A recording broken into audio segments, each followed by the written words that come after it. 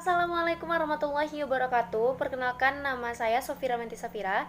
Saya mahasiswi Universitas Negeri Padang jurusan D3 Akuntansi 2019. Nah, pada kesempatan kali ini saya akan membahas materi tentang pajak provinsi yang mana bertujuan untuk memenuhi mata kuliah pajak daerah dan retribusi daerah. Nah, untuk teman-teman, jangan lupa like, comment, and subscribe. Nah, sebelum kita membahas tentang jenis-jenis pajak provinsi ini, alangkah baiknya teman-teman mengerti apa itu arti dari pajak provinsi. Jadi, pajak provinsi ini adalah kontribusi wajib kepada daerah provinsi yang terutang oleh orang pribadi atau badan yang bersifat memaksa berdasarkan undang-undang, dengan tidak mendapatkan imbalan secara langsung dan digunakan untuk keperluan daerahnya. Nah, setelah kita membahas tentang pengertian pajak provinsi, kita akan masuk ke jenis-jenis pajak provinsi yang akan kita bahas pada saat ini. Yang mana di jenis pajak provinsi ini ada 5. Yang pertama, pajak kendaraan bermotor. Yang kedua, bebalik nama kendaraan bermotor. Yang ketiga, pajak air permukaan. Keempat, pajak bahan bakar kendaraan bermotor. Dan yang kelima, pajak rokok. Yang mana di kesempatan kali ini kita akan membahas 5 jenis pajak provinsi ini. Pertama kali saya akan membahas tentang pajak kendaraan bermotor. Untuk definisi kendaraan bermotor ini adalah semua kendaraan beroda beserta gandengannya yang digunakan di semua jenis jalan darat dan digerakkan oleh peralatan berupa motor atau peralatan lainnya yang berfungsi untuk mengubah suatu sumber daya energi tertentu menjadi tenaga gerak kendaraan bermotor yang bersangkutan. Nah, subjek dari kendaraan bermotor ini adalah orang pribadi atau badan yang menguasai kendaraan bermotor. Maksudnya itu adalah orang yang menggunakannya atau orang yang memakai kendaraan tersebut. Kemudian wajib pajak kendaraan bermotor ini adalah orang pribadi atau yang memiliki motornya. Dalam hal wajib pajak ini, kewajiban perpajakannya diwakili oleh pengurus atau kuasa badan tersebut. Tentunya jika pajak motor ini memiliki subjek, pasti ada objek. Yang mana objek ini adalah kepemilikan atau penguasaan kendaraan bermotor. Ya, di kendaraan bermotor ini kita juga memiliki dasar pengenaan pajak. Yang mana dasar pengenaan pajak ini adalah ada nilai jual kendaraan bermotor dan bobot yang mencerminkan secara relatif tingkat setelah kita membahas tentang pengenaan pajak kendaraan bermotor ini, tentunya di pajak kendaraan bermotornya ini memiliki tarif yang mana itu sudah ditetapkan. Ini berupa pribadi. Yang pertama yaitu untuk kepemilikan kendaraan bermotor, pertama paling rendah sebesar 1% dan paling tinggi sebesar 2%. Dan untuk kepemilikan kendaraan bermotor kedua dan seterusnya, tarif dapat ditetapkan secara progresif, paling rendah sebesar 2% dan paling tinggi sebesar 10%. Selanjutnya kita masuk ke jenis pajak yang kedua, yaitu bebalik nama kendaraan bermotor. Yang mana definisi dari bebalik nama kendaraan bermotor ini adalah pajak atas penyerahan hak milik kendaraan bermotor sebagai akibat perjanjian dua pihak atau perbuatan sepihak atau keadaan yang terjadi karena jual beli, tukar menukar, hibah, warisan atau pemasukan ke dalam badan usaha. Tentunya bebalik nama kendaraan ini memiliki subjek, yang mana subjeknya itu adalah orang pribadi atau badan yang dapat menerima penyerahan kendaraan bermotor. Sedangkan untuk wajib pajak bebalik nama kendaraan bermotor ini adalah orang pribadi atau badan yang menerima penyerahan kendaraan bermotor tersebut. Lalu untuk objek pajak bebalik nama kendaraan bermotor ini adalah penyerahan kepemilikan kendaraan bermotornya. Jadi ini termasuk ke dalam pengertian kendaraan bermotor, yaitu adalah kendaraan bermotor beroda 2 beserta gandengannya yang dioperasikan di semua jenis jalan darat dan kendaraan bermotor yang dioperasikan di air dengan ukuran isi 5 gross tonek sampai dengan 7 gross tonek.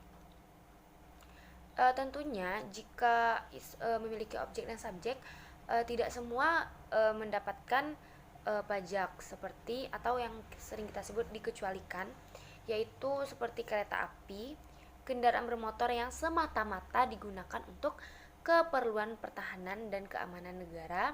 Selanjutnya, pada dasar pengenaan pajak bebalik nama kendaraan ini adalah nilai jual kendaraan bermotornya. Jadi hampir sama dengan pembahasan kita pada sebelumnya. Dan tentunya di bebalik nama ini juga memiliki tarif, yang mana tarifnya itu ditetapkan paling tinggi masing-masing. Pertama, penyerahan pertama sebesar 20%, penyerahan kedua dan seterusnya adalah 1%. Lalu untuk khusus untuk kendaraan bermotor alat-alat berat dan alat besar itu tidak menggunakan jalan umum tarif pajak yang ditetapkan paling tinggi masing-masing di penyerahan pertamanya sebesar 0,75%, dan untuk penyerahan kedua dan seterusnya sebesar 0,075%. Lanjut kita masuk ke penetapan tarifnya, yang mana di tarif bebalik nama kendaraan bermotor ini ditetapkan di peraturan daerah. Lalu besaran pokok pajak bebalik nama kendaraan bermotor yang terutang dihitung dengan cara mengalihkan tarif dengan dasar pengenaan pajaknya. Bebalik nama kendaraan bermotor yang terutang dipungut oleh wilayah daerah tempat kendaraan bermotor tersebut terdaftar. Misalkan teman-teman belinya itu di tanah datar, itu otomatis plat EB. Berarti yang dipungut itu oleh orang tanah datar. Teman-teman kan bayar pajak tuh di Samsat. Nah, orang Samsat tanah datar atau orang daerahnya yang akan menerima pajak tersebut. Selanjutnya kita masuk ke pembahasan ketiga di jenis pajak ini, yaitu pada pajak bahan bakar kendaraan bermotor. Jadi, pajak bahan bakar kendaraan bermotor ini adalah pajak atas penggunaan bahan bakar kendaraan bermotor. Bahan bakar kendaraan bermotor ini adalah semua jenis bahan bakar cair atau gas yang digunakan untuk kendaraan bermotor, maupun itu pertalite, pertamax, biosolar, biogas, itu termasuk dalam pajak bahan bakar kendaraan bermotor. Dan untuk subjek bahan bakar kendaraan bermotor ini adalah konsumen bahan bakar kendaraan bermotor, yang mana konsumen ini adalah kita. Misalkan aku pergi ngisi bensin ke Pertamina, nah itu aku termasuk dalam konsumen. Ya, maksud dalam konsumen ini yang menggunakan bahan bakarnya untuk motor aku. Jadi untuk wajib pajak bahan bakar kendaraan bermotor ini adalah orang pribadi atau yang seperti yang aku bilang tadi, atau yang menggunakan bahan bakar tersebut. Pemungutan pajak bahan bakar kendaraan bermotor ini dilakukan oleh penyedia bahan bakar kendaraan bermotor. Penyedia bahan bakar motor di sini adalah produsen atau importir bahan bakar kendaraan motor, baik untuk dijual maupun untuk digunakan sendiri. Lalu untuk objek pajak bahan bakar kendaraan bermotor ini adalah bahan bakar kendaraan bermotor yang disediakan atau dianggap digunakan untuk kendaraan bermotor, termasuk bahan bakar yang digunakan untuk kendaraan di air. Lalu di dasar pengenaan pajak bahan bakar kendaraan bermotor ini adalah nilai jual bahan bakar tersebut. Sama seperti pada kendaraan bermotor tadi adalah nilai jualnya. Jadi di pengenaan ini seringkali kita akan membahas tentang nilai jual bahan bakarnya sebelum dikenakan pajak pertambahan nilai. Kemudian apa aja sih tarif pajak kendaraan bermotor ini? Jadi tarif dari pajak bahan bakar kendaraan bermotor ini ditetapkan paling tinggi nih ya teman-teman, 10%. Khusus tarif pajak bahan bakar kendaraan bermotor untuk bahan bakar kendaraan umum dapat ditetapkan paling sedikit 50% atau lebih rendah dari tarif pajak bahan bakar kendaraan bermotor untuk kendaraan pribadi. Dan untuk pemerintah dapat juga mengubah tarif pajak bahan bakar kendaraan bermotor yang sudah ditetapkan oleh peraturan daerah dengan peraturan presiden. Ke nomor 4, kita akan membahas tentang pajak air permukaan, yang mana definisi dari pajak air permukaan ini adalah semua air yang terdapat pada permukaan tanah, tidak termasuk air laut ya teman-teman, baik yang berada di laut maupun di darat. Subjek pajak dari air permukaan ini adalah orang pribadi atau badan yang dapat melakukan pengambilan atau pemanfaatan air permukaan. Jadi wajib pajak dari air permukaan ini adalah orang pribadi atau yang melakukan pengambilan dan pemanfaatan air permukaan. Maksud dari pengambilan ini adalah yang menggunakan, yang memakai, atau yang memanfaatkannya itu termasuk dikenakan dari pajak ini. Kemudian objek pajak air permukaan ini adalah pengambilan atau pemanfaatannya. Tapi tentunya ada juga yang dikecualikan dari objek pajak air permukaan ini, yaitu yang pertama, pengambilan atau pemanfaatan air permukaan untuk keperluan dasar rumah tangga, pengairan pertanian, dan perikanan rakyat dengan tetap memperhatikan kelestarian lingkungan dan peraturan perundang-undangan itu dikecualikan, tidak dikenakan pajak maksudnya ya. Lalu untuk nomor 2, pengambilan atau pemanfaatan air permukaan lainnya yang ditetapkan dalam peraturan daerah. Dan lanjut di dasar pengenaan pajak ini, pada pajak air permukaan ini adalah nilai perolehan air permukaan. Nilai perolehan air permukaan dinyatakan dalam rupiah yang dihitung sebagai berikut.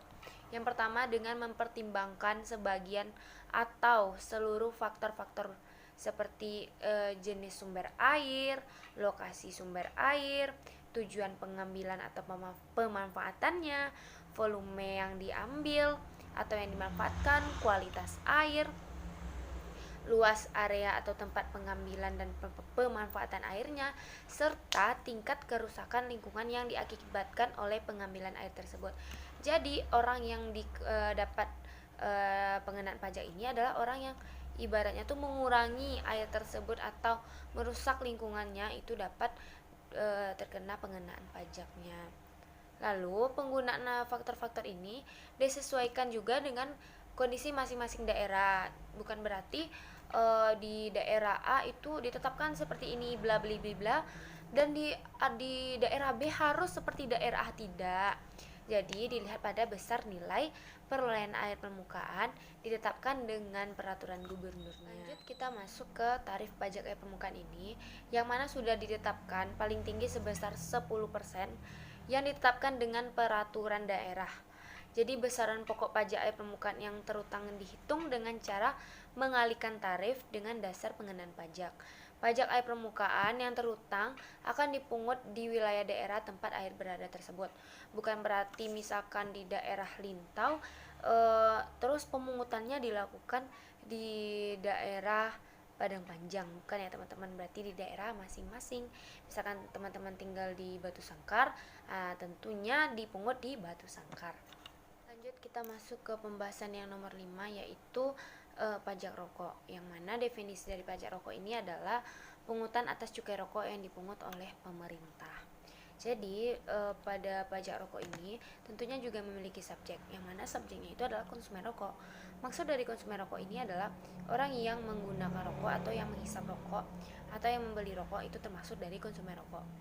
Jadi wajib pajak rokok ini yang adalah pengusaha pabrik rokok atau produsen dan importir rokok yang memiliki izin berupa nomor pokok pengusaha barang kena cukai. Jadi wajib pajak rokok ini adalah pengusahanya. Jadi misalkan pabrik A, jadi pabrik A itu adalah perusahaan tersebut atau produsen atau yang mengelola rokok tersebut. Lalu pajak rokok ini dipungut oleh instansi pemerintah yang berwenang memungut cukai bersamaan dengan pemungutan cukai rokok. Pajak rokok yang dipungut oleh instansi pemerintah disetor ke rekening kas umum daerah provinsi secara profesional berdasarkan jumlah penduduk. Ketentuan lebih lanjut mengenai tata cara pemungutan dan penyetoran pajak rokok diatur dengan peraturan Menteri Keuangan. Nah, setelah kita membahas subjek rokok ini, kita akan membahas tentang objek pajak rokok ini, yang mana di objek pajak rokok ini adalah orang yang mengkonsumsi rokok. Jadi rokok itu adalah meliputi cerutu, rokok daun atau sigaret, dan dikecualikan dari objek pajak rokok adalah orang yang tidak dikenai cukai berdasarkan peraturan perundang-undangan bidang. Dan tentunya setelah kita membahas tentang objek pajak ini, kita akan membahas dasar pengenaan pajak. Jadi dasar pengenaan pajak rokok ini adalah cukai yang ditetapkan oleh pemerintah terhadap rokok. Lalu untuk tarif pajak rokok ini ditetapkan 10% dari cukai rokok. Besaran pokok pajak rokok ini yang terhutang dihitung dengan cara mengalihkan tarif pajak dengan dasar pengenaan pajak. Dan untuk penerimaan pajak rokok ini, baik bagian provinsi maupun bagian kabupaten kota, dialokasikan paling sedikit 50% untuk mendanai